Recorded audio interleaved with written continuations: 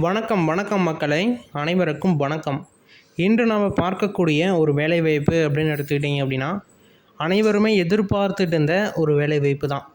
தமிழ்நாட்டில் இப்படி ஒரு ஒரு புரட்சிகரமான விஷயம் நடக்கும் அப்படின்னு சொல்லிட்டு யாருமே பார்த்தீங்க அப்படின்னா எதிர்பார்த்துருக்க மாட்டோம்.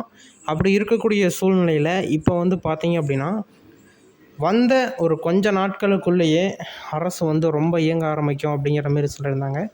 ஸ்டார்ட்டிங்கே இந்த ரேஷன் கடை வேலைவாய்ப்பு, இந்த கூட்டுறவு சங்கத்துக்கு கீழே இருக்கக்கூடிய ஒரு சின்ன சின்ன வேலைவாய்ப்பு எல்லாமே நிரப்பிட்டா தான் பரவாயில்ல அப்படின்னு சொல்லிட்டு அந்த இதில் இறங்கியிருக்காங்க.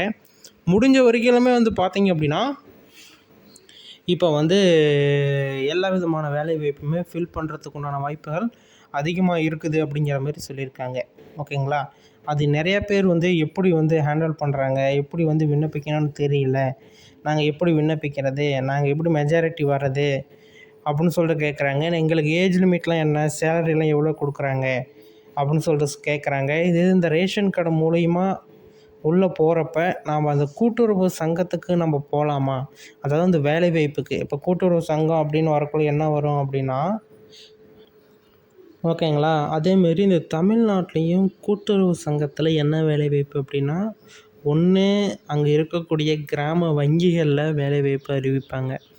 இன்னொன்று பார்த்தீங்க அப்படின்னா, இதுமாரி ரேஷன் கடை அப்படின்னு சொல்லிட்டு இதில் வேலைவாய்ப்புகள் அறிவிப்பாங்க. நிறைய பேர்த்துக்கு இது தெரியறதில்ல. இப்படி இந்த வேலைவாய்ப்பு எதுலேருந்து அறிவிக்கிறாங்க, எப்படி நாங்கள் விண்ணப்பிக்கிறது, இதில் உள்ளே போனால் அதாவது உங்களுக்கு மாதம் 5,000 சம்பளம் தானே எங்களுக்கு லைஃப் லாங்கும். ஏன்னா நெக்ஸ்ட்டு நாங்கள் ஒரு ஸ்டெப்புக்கு போக முடியுமா?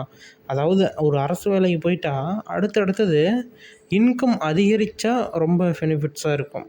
ஒரு அரசு வேலைக்கு போகிறப்ப ஒரு வீடு, காரு, தோட்டம் தொரவு இப்படி இருக்கலாம் அப்படின்னு சொல்லிட்டு தான் எல்லாருடைய மைண்ட் செட்டுமே. இப்போ யாருமே அரசு வேலைக்கு போகிறது, நான் உதவி பண்ண போகிறேன்னா யாரும் போகிறது கிடையாது. எல்லாமே நம்மளுடைய இதை அதிகப்படுத்திக்கணும். ஒரு வேலைவாய்ப்பு நமக்கு கிடைச்சது அப்படின்னா நம்மளுடைய தரத்தை உயர்த்திக்கிட்டு நம்ம கொஞ்சம் நல்லா இருக்கணும் அப்படின்னு சொல்லிட்டு தான் எல்லாருமே யோசிப்பாங்க. அப்படி இருக்கிறப்ப இந்த ஒரு வேலைவாய்ப்புக்கு போயிட்டா ரேஷன் கடை வேலைவாய்ப்புக்கு போக போக சம்பளங்கள் உயர்வுகள் இருக்குமா அப்படின்னு சொல்லிட்டு நிறையா பேர்த்துக்கு டவுட் இருக்குது. கட்டாயமாக உயர்வுகள் இருக்குது. அதை எப்படி, என்ன, எப்படியெல்லாம் விண்ணப்பிக்கணும், யாரெல்லாம் விண்ணப்பிக்கலாம் அப்படிங்கிற முழுமையான கருத்துக்களை நான் இந்த வீடியோவில் தெளிவாக எக்ஸ்பிளைன் பண்ண போகிறேன். வீடியோவை ஸ்கிப் பண்ணாமல் பார்த்துக்கோங்க. ஓகே, வீடியோக்குள்ளே போகலாமா? அதுக்கு முன்னாடி நீங்கள் நமது சேனலை சப்ஸ்கிரைப் பண்ணாமல் இருந்தீங்க அப்படின்னா கீழே சப்ஸ்கிரைப் பட்டன் அவைலபிளாக கொடுத்துருக்கோம். தாராளமாக ப்ரெஸ் பண்ணி ஆல் அப்படிங்கிற ஆப்ஷன் சூஸ் பண்ணிக்கோங்க. அப்போ தான் நாங்கள் கொடுக்கக்கூடிய jobs update, news update, schemes update, news updates இதுமாரி நிறைய விதமான அப்டேட்ஸை நீங்கள் உடனுக்குடனே தெரிஞ்சுக்க முடியும். ஓகேங்களா? ஓகே, வாங்க இப்போ வீடியோக்குள்ளே போகலாம். ஃபஸ்ட்டு ஒன்று, தமிழ்நாட்டில் கூட்டுறவு சங்கங்கள் மூலம் நடத்தப்படும் ரேஷன் கடைகளில் விற்பனையாளர் மற்றும் கட்டுனர், அதாவது சேல்ஸ்மேன், பேக்கர்ஸ்ன்னு சொல்லுவாங்கள்ல.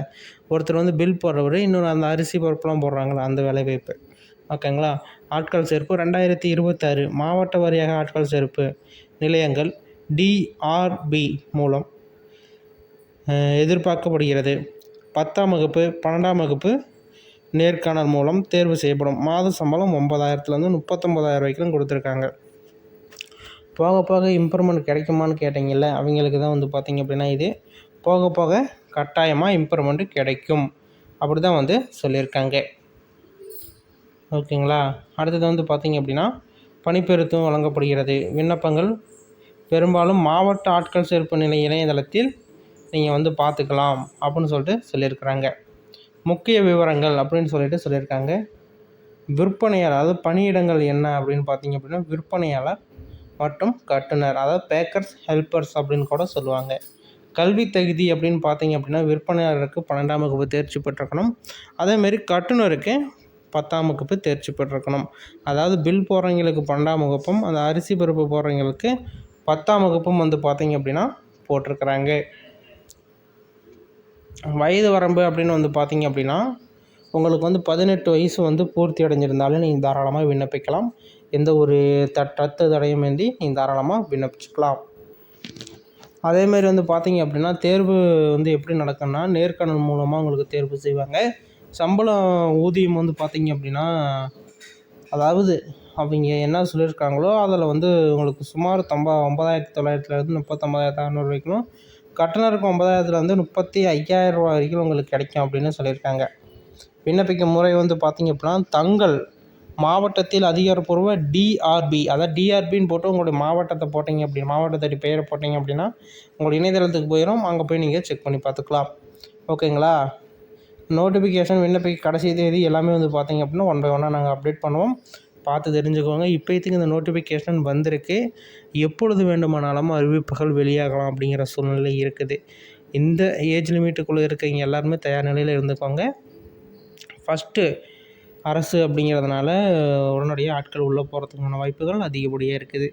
இதுமாரி பயனுள்ள தகவல்களை தெரிஞ்சுக்க நம்ம சேனலை சப்ஸ்கிரைப் பண்ணி பெல் ஐக்கனை கிளிக் பண்ணி ஆல் அப்படிங்கிற ஆப்ஷன் வந்து சூஸ் பண்ணிக்கோங்க. இதுமாரி அடுத்த ஒரு வீடியோவில் சந்திக்கலாம். நன்றி, வணக்கம்.